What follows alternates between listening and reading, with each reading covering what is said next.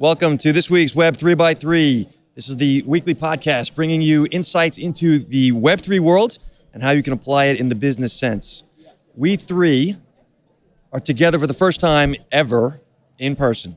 So No, first time recording the podcast ever in person. Well, yeah. We met at this event 365 days ago. So we three are in Cleveland, Ohio, don't ask, attending the Creator Economy Expo. This is an event started and run by Mr. Joe Polizzi and The Tilt. And this organization is how the three of us came to be. And so what we're looking to do today is walk you through what we see changing in the creator economy, specifically in the Web3 perspective, how the space has developed, and how you can use this as a business model to help drive revenue, frankly. Because although there's been a change in the space over the last year, it's fair to say the technology is not going away. No, it's not. My lovely co-host, as always, we start with the content marketing queen, Michelle Peterson Clark. And because we're in person today, I brought my crown with me so that I can share and just spread my royalness all over you two. Right. And for being in Cleveland, although I'm pretty sure that for Cleveland, this is probably a bit fancy. And our other co-host, who's not wearing a crown.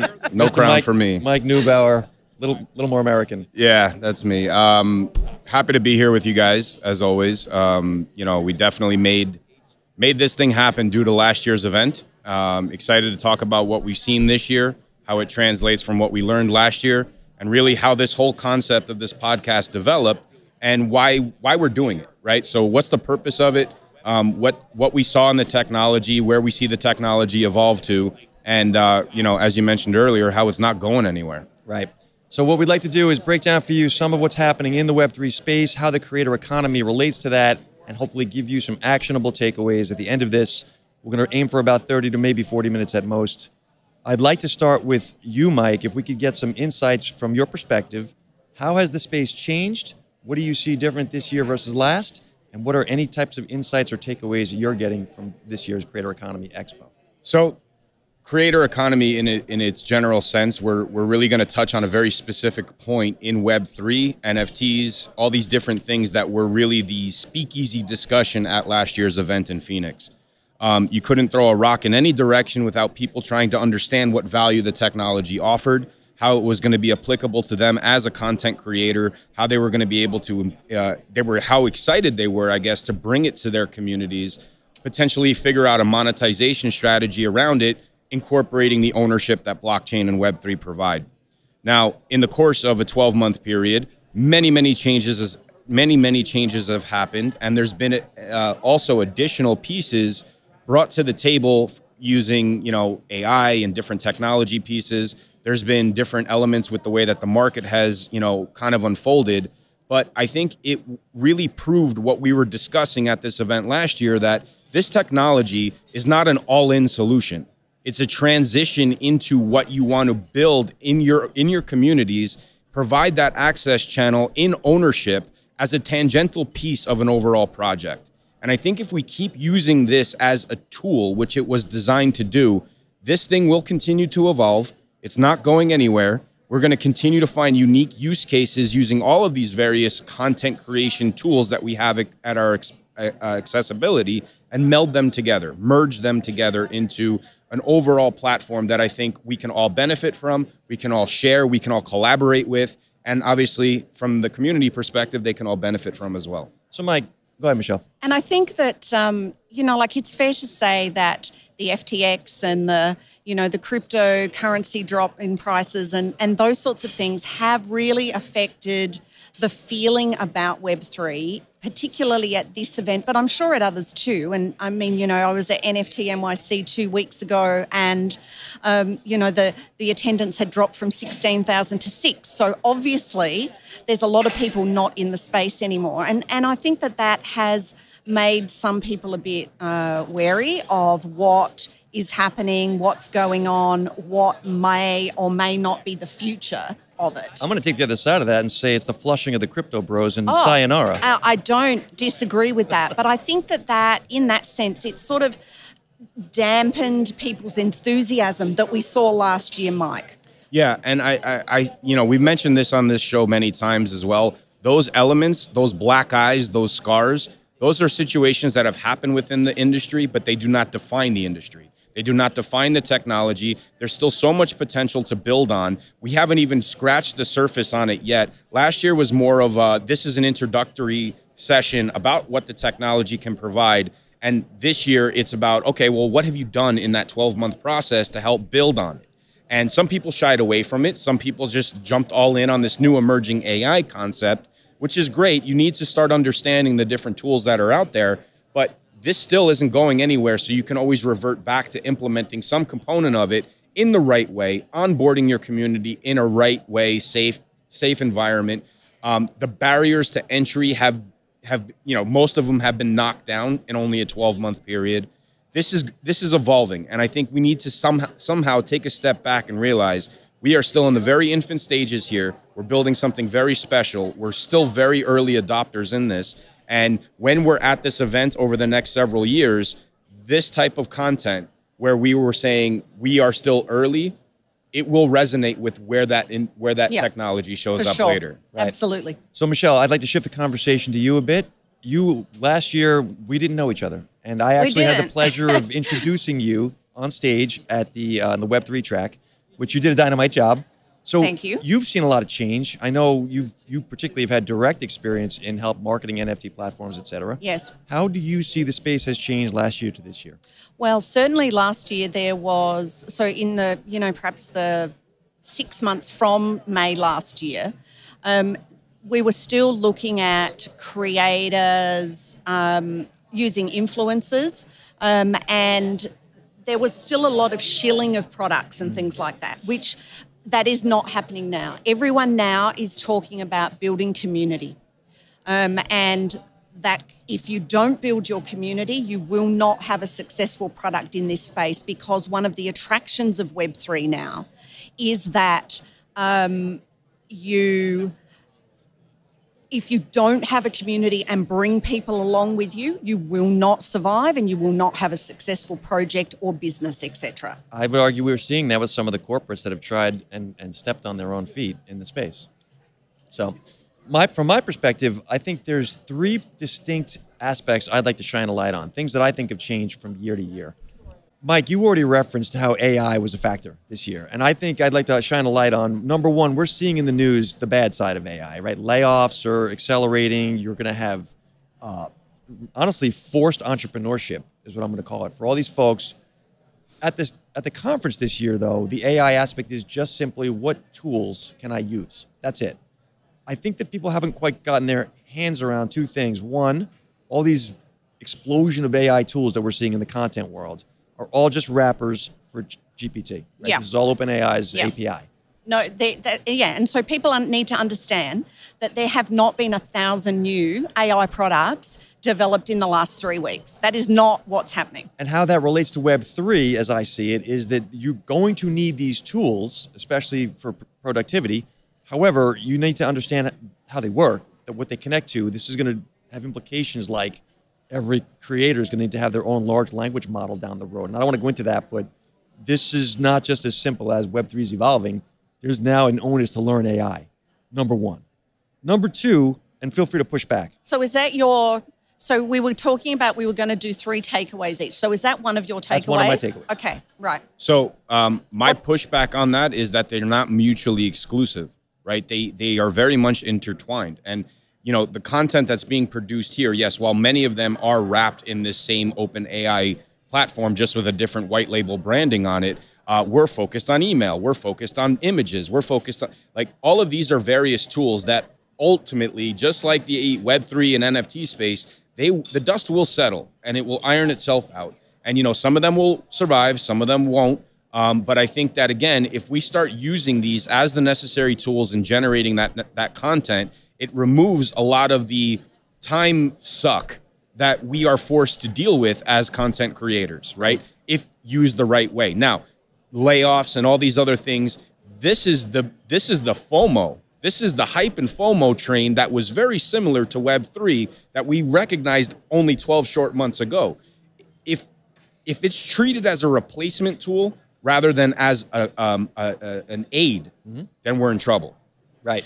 And, like I'm here from England. In America this week, I've had the ability to watch CNBC in the mornings when it's normally in the afternoons, or in Australia it's at night. But anyway, that's another story. Like two mornings. So I've watched now for 3 mornings. Every morning they've talked about AI in some sense. This morning it was really ChatGPT focused. Yesterday, IBM announced that they were going to lay off workers for every function that ChatGPT can perform for them. Now, I'm not which quite is almost all of them. Which I'm not quite sure how they're going to work that out and what that means. But, ultimately, one of the things I was thinking about when you were just talking then, Mike, was like, so I've got a Canva subscription, and I can put images into Canva now and let it do something for me with those images if I, with prompts and stuff. So why would I use Midjourney now, for example? Or why would I use DALL-E? So we're... So people are going to, if they're already using a tool and AI is incorporated in that tool, then they will use AI within the tool that they're familiar with. I think it is going to be very difficult for some brand new thing in 6 months' time that comes out, coming in with, we're an AI tool that does this, when there's 3,000 other ones that have done it, of which, each individual person might use 4, 5, maybe 6 different tools that they've used for 5 years. They're familiar with it. They love it. And it's now got AI incorporated. Why would I now go sign up with a new thing? Like, I don't know. That's hard sell. We're going to see a best of breed emerge. You're going to see a Microsoft Office of creator tools. I agree with that. So Midjourney, DALL-E, Runway, which is the best of the breed, that goes in the package. Then comes the writer. Then comes the video generator. So what we need to be conscious of is, with this being so new, are we feeding the next monster algorithm with all of this data 100% voluntarily? Yeah. Skynet 100%. Right? And then when at that point does it become monetized, and then we become products once again, right? So the cycle is kind of coming around where the decentralized element was designed to prevent that from happening again, or at least offering an alternative.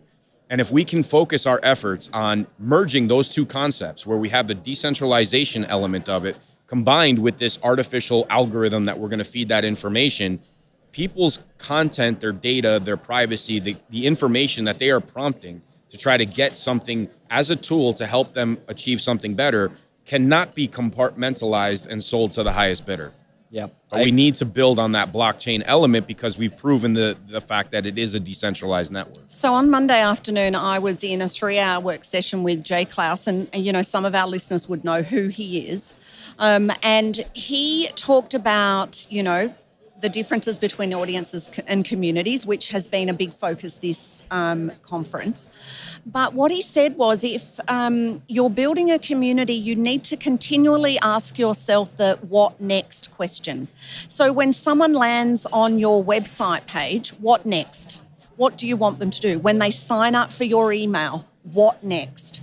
When they buy one of your products or they watch a webinar of yours, what next? So what's the next thing that the person or what do you want them to do next as well? Because a lot of this needs to be driven by you as the creator. And I think that that's one of the things that AI may help you with going forward, because you will be able to set up processes and scenarios of you moving that. And, things like, ConvertKit's one of the sponsors here. Now, you can set up sequences and stuff like that in terms of emails or processes. If someone buys something, they get an offer or they get a downgrade or they get a whatever. But, I think that AI will be able to help you do that long term, but you are going to have to train it. And we've talked about that, haven't we? Yep. For weeks now. So I'm going to go back to when NFTs were being issued without a strategy. You guys will remember this. Last year we discussed this extensively. Yeah. We're right back there with these AI tools. You need to know, to your point of what comes next, that you're talking about strategy, Michelle. That is, I've mapped out the buyer's journey as we knew it in the old days, but now it's going to be the community build out. Yes. And no one is doing that effectively yet. And the AI, if you think of it as a person, it's no different than who's the more strategic person.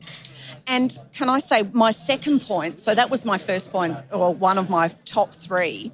So I was just in a Web3 session then. Gregarious Namin, he runs an app called Zealous app, and he's been a content creator for a really long time. And he said that what people don't necessarily know, but what they need to think about now is that if you have 50,000 followers or more on particular social platforms, what you're running, what you need to be is the CEO of a community-driven business.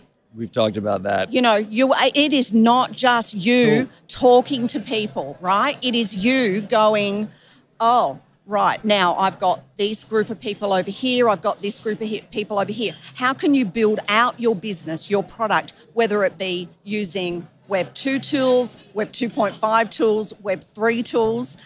You know, how can you be the CEO of what that is? Not everyone's cut for that. And they're not. And that is how we will eventually weed out those 20-year-olds who, within a week of ChatGTP being released, suddenly had a course that you could buy for $49.95 on how to be a ChatGTP expert. Gonna get rich by my pool. Yeah. Well, I mean, the term expert, right? Like, this is something that has, you know, been around forever. I mean, who is designating you as an expert? How can you possibly be an expert on something that's not fully formed yet? Well, they're self-proclaimed, right? Mike. Come on. Well, I mean, you know, the strategies and the tools that we are exposed to at an event like this, we go back home, we go to our respective communities, we try to implement them, we try to put them in practice. But at the end of the day, we have to know that which ones are going to resonate with the people we already have in our community and which ones are going to resonate with the people we are trying to bring into the community, which I would assume are like-minded people, right? So you need. But it also needs to resonate with you as the owner, because if you're not in this for the long haul, which many people aren't. While I agree with you, you have to be able to pivot based around what your community expects. You're talking about leadership skills there, Mike. But okay, so as this CEO, you don't necessarily have to stand up on stage and talk down to your community. That's more of an audience. You do need to stand and talk to the community. You need to stand in there with them and understand. That. I get that, but this is the whole concept of community building, right? So community building versus targeted audiences, right? So Food Fight Studios, I don't use them as a primary example. They have a Discord channel where they bring in content creators, entrepreneurs, people who are thriving and hungry looking for those tools. Those tools are developed by people who spent the time doing the research, then reporting back the findings of that research. There's no expert in that space, but people are generating followerships. Heather B., Taylor Peterson, John Briggs. All of these people are now being followed, but I guess sought after for, okay, I'm trying to do what you're doing. I am where you were 3 steps ago. Yep. I need to be in a path that gets you to where you're continuing to go. So I need to follow those tools, keep moving my brand forward, bring my community into a community like this where they can learn those tools. And that's how the snowball grows bigger and bigger and bigger. So what's happening now, though, I think, which is a bit different, and Web3 is helping this, is that for many years, like I've been a content marketer for a long time. You know, I probably started in, 2009, 10. Content Marketing Queen was born in 2013, but I've been doing it for a long time. What we used to do is we used to say, go find where your people are. Go out there to them. So if they were on Facebook or if they were in Twitter or LinkedIn or whatever, go out to find them, okay? And what we say now is that build what you want your community to be and bring people to you. Right. Don't go out looking for them. Because when you do that, you find all the randoms in the world. But now you're getting into what is the intent of the person doing the building of the community, right? This is people who just want followers versus people who are trying to help others get somewhere. Well, I think that the last 12 months in the Web3 space has showed you it doesn't matter. You can't give a rat's about how many followers someone has, right? Because if they've made $2 million out of their 10,000 PFP thing, they're going to piss off and be out of the space because they don't know what to do with people, because they can't wake up every day and be told by 10,000 people, well, the price has just dropped $1,000 overnight. I paid $20,000 for this thing. It's now worth $5,000. What are you doing about it? Michelle is speaking not as an expert or a guru, but as a ninja. Yeah. So I think we're Queen Ninja. Sorry. we're missing the trees because we're so deep in the forest. I mean, again, the tool concept of this, utilizing it a way to construct as a benefit for your business, right? And that's what the focus, I think, of the tools we're being exposed to, not only last year and what we've built upon, but this year and what we're learning on how it's evolved in that 12-month period. This is where we're going to take it to that next level. We need to focus on what is the marketing strategy that your business or your brand is implementing now, and how do these tools get acquired within that same strategy? Right. How can you pivot some resources that are working not necessarily to the benefit that you expect and really try something new, expose your community to something completely different? And if we have the ability to keep implementing these tools, exposing these content creators to these tools, the marketing minds and the geniuses that are here, that were there last year, that are here, and if you keep giving them other platforms to expose their community with, they are going to build some amazing content. Yeah, I agree with that. And that's where the value goes up, I right? completely agree. I'm going to bring us to my second point because I think it's food for thought for all of us as well. The second thing that I thought changed last year versus this year is the growing importance of IRL. In real life. That was my. Was you it? Stole my look. You stole my wrap-up point. Cheated. Take it from here. I want to hear your thoughts on it because I'll share mine. Please. No, I cut you off. Go on. I don't think we quite appreciated that last year. I think the world had a comeuppance after COVID, but honestly, we've seen over the 1 year being in person, the ability to form friendships, community. We talk about community building, collaboration, even education. Believe it or not, sitting in a bar last night at midnight, listening to you and Roberto Blake, or Till 2:30 in the morning, by the way. I was You learn. asleep. Just letting our audience know. Shout out Roberto. It's not just networking, it is education that's happening there. I feel that it was great last year. Everyone had been stuck at home. There were still some restrictions last year when we came in various countries. The ability to get into the United States was still much more difficult. Had to have COVID tests on the way in and out, and it was a nightmare. But I think everyone was happy to be together and whatever. This year, though, the excitement level is tenfold that. I agree. Because people are now, they've been out more, they've been mingling with their communities more, and then they realise the benefits of coming back with a group of people. So I was at NFT NYC the other week. Out of the 6,000 people there, I knew 10. I know nearly 50% of the people at this conference. Yes. And it makes for a much broader experience for Much me. more robust. Like I know the staff from the Tilt. I walk along and they go, "Good morning, Michelle," and I say, "Hi, Pam. Hi, Kathy. Hi, hi, Laura." All of that, and then the people are walking around and people tap you on the shoulder and they say good morning and hello, because they know camaraderie. You know each other, and what the Tilt have done is build a community with these people. Which is the purpose, and it's what we're talking about. And we all talk to each other. And I mean, the fact that It out brought of us it together. has come this, Yeah, it brought us has come our together. podcast. And community clearly ties directly into Web3, and that is the purpose of what we're trying to get across here. So the IRL component of it, right? And I've made it very clear in Which multiple... means in real life for people in case they didn't know. The networking capabilities that last year provided are the best I've ever seen at any event.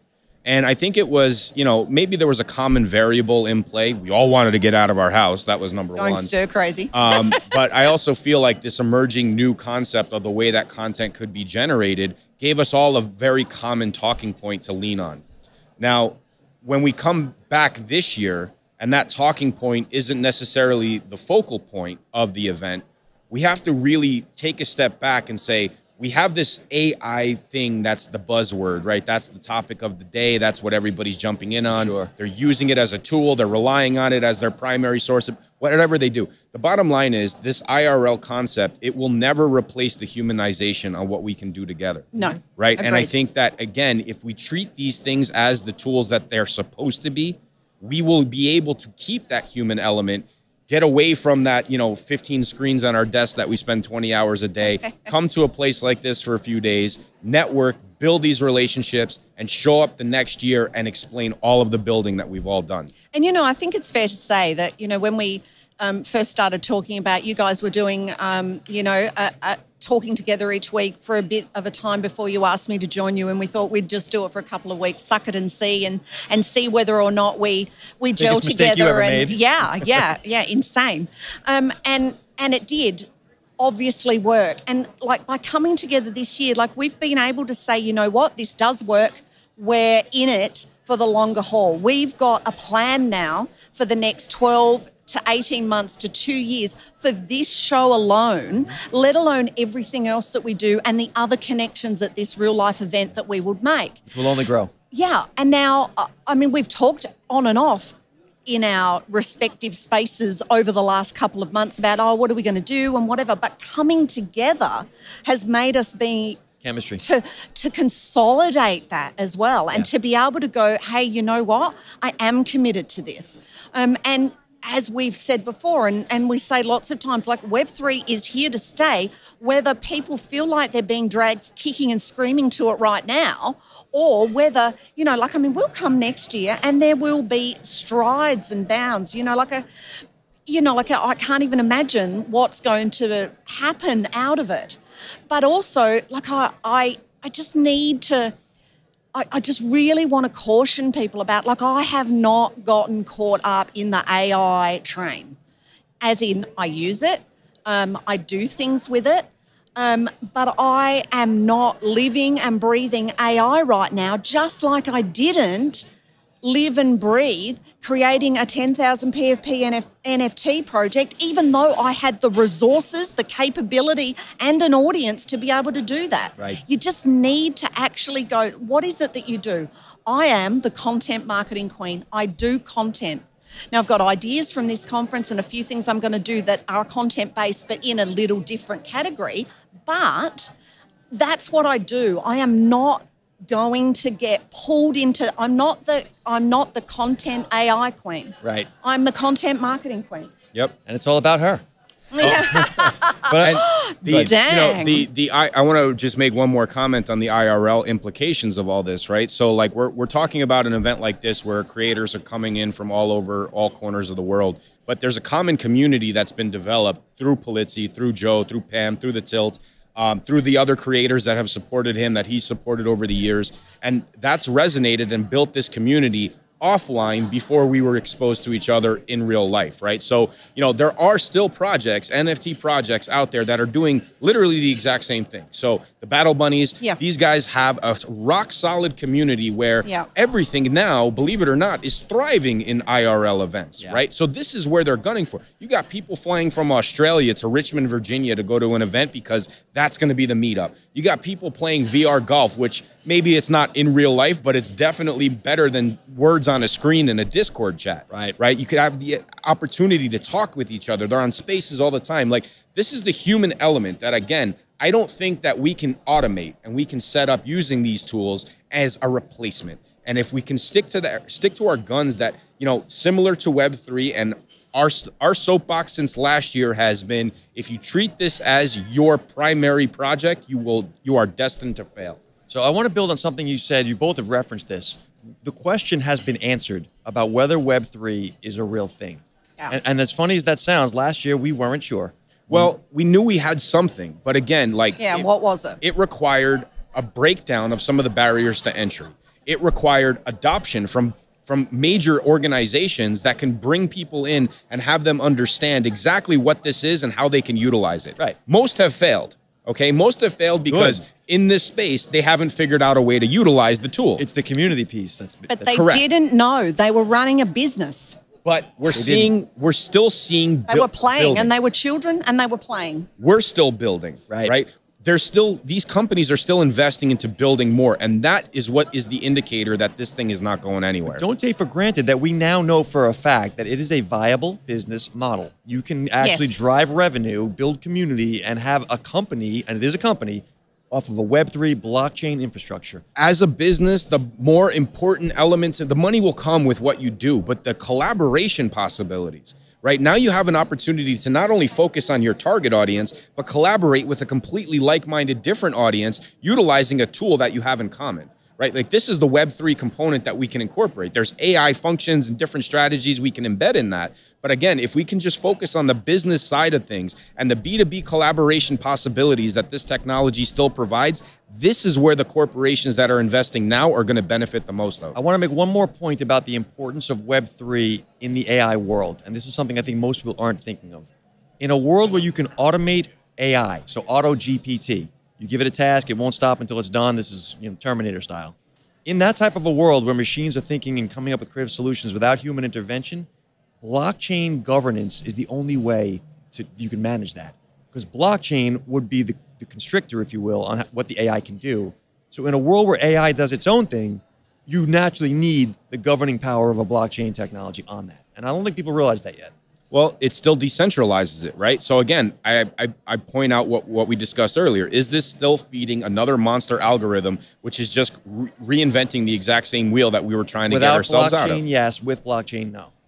Correct. So we need to focus our efforts on continuously building on-chain and utilizing these tools and incorporating it with what we already know works.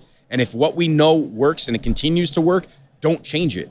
Try to evolve on it. We know the technology works. Go ahead, Michelle. And there was one of the sessions I was just in an hour ago, talked about the Drake the song, AI song, Drake Weekend, and Drake Weekend. That's right. Saying that well, that's not me, and how do you prove that? So the blockchain is going to be able to provide a solution for that, because you are going to be able to stamp it, for want of a better word, with your space on the blockchain, so that people know that that's you, so that everything else is fake. I think that that's one of the really important things, that because people don't understand the technology yet, then they think that that's not going to be possible. But it is already possible, but it's how we're going to use it. But to your point, they don't need to understand the technology. No. The technology will evolve, and Nobody cares. As long as it is the app that makes people waffles, we're good to go. And we've talked about that. Like, I don't need to know how these glasses are made. What I know is when I put them on, they help me read better. I think that's that it. The way people will start to understand, they're already, the sourcing of food, right? How is organically grown broccoli actually organically grown? You can track it now with blockchain. Yeah. Is the same way you're going to know that Drake made his song. Yeah. Those are his lyrics. Those are his...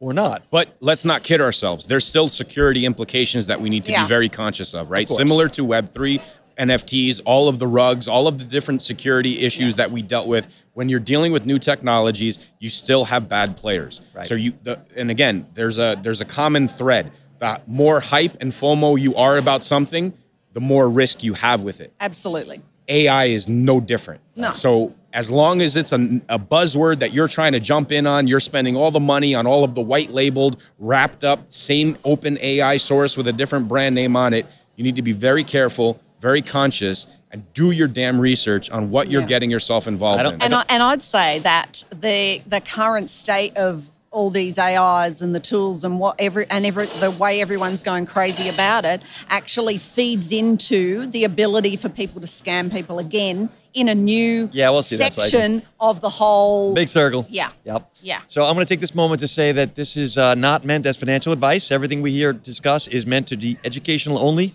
So do your own damn research, in Mike's words. Yeah. Brian's words. Yeah. And Fanzo uses that very well. He says do your own damn research. It is an honor to be serving with you two and helping educate people in this space.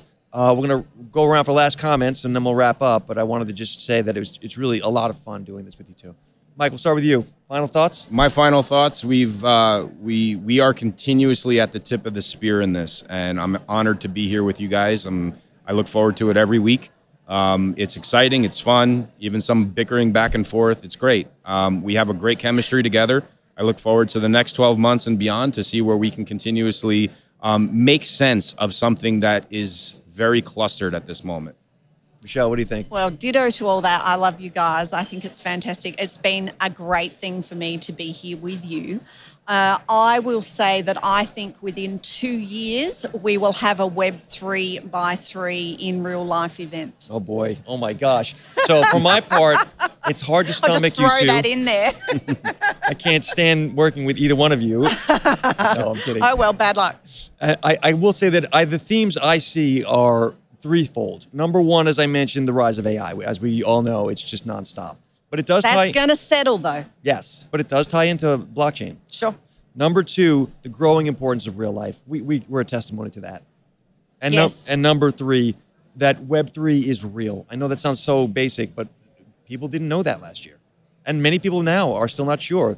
These big corporates that are starting to dip their toe in the wrong way are learning, wait, you can really shoot yourself in the foot if you don't know what you're doing. But one of the things that brands are doing, which is going to be helpful to us, is they're not calling it blockchain or Web3 or NFTs. I don't think it'll be called Web3. What they're saying, like, you know, Starbucks program, you get stamps. Because people are familiar with those. Reddit, it's a digital collectible.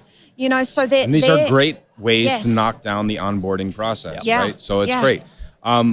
Couple other housekeeping items. First and foremost, thank you to Joe, thank you to Pam, thank you to the Tilt, thank you to CEX. Obviously, this wouldn't have happened without you guys. Fantastic. You guys are great for what you do. We're going to mention Evergreen Podcasting. Evergreen Podcast, absolutely. To let us sit here and do this. This is very fancy Thanks for for us, letting us breathe in these microphones. This is why I've got the tiara on. The other component, we actually have a POAP for this particular show. So if anybody is listening to this, you're going to have to follow us on LinkedIn, follow us on Twitter. Web3x3. And drop us a DM in Twitter, and we will send you a specific link for your POAP. So it's at Web3x3, WEB, the number 3, BY, and then 3 spelled out. And then obviously on LinkedIn as well. So you can always find that same link by following any of us. I'm Mike Neubauer. Us up in DMs as well. In DMs as well. I'm Mike Neubauer, your ops guy on Twitter. I'm Sam Queen 101. And I'm Marc Angelos, NYC on every social. All right, thanks everyone. Okay, see you next week. Bye.